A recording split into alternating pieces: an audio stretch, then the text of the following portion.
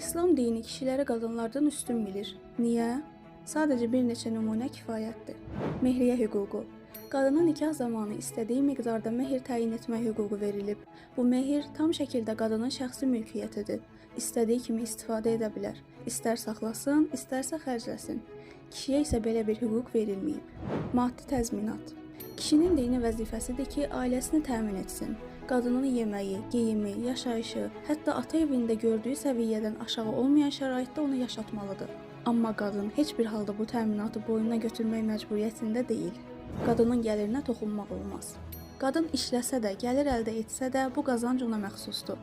Kişi bu puldan istifadə etməyə haqqı olmadıqca toxuna bilməz. Halbuki kişi qazancını ailəsinə sərf etməyə borcludur. Anaya xüsusi dəyər. Peyğəmbərimiz buyurur, cənnət anaların ayaqları altındadır. 3 dəfə kimə yaxşılıq etməliyəm sualına anaya cavabı verilib. Yalnız 4-cü dəfə ataya.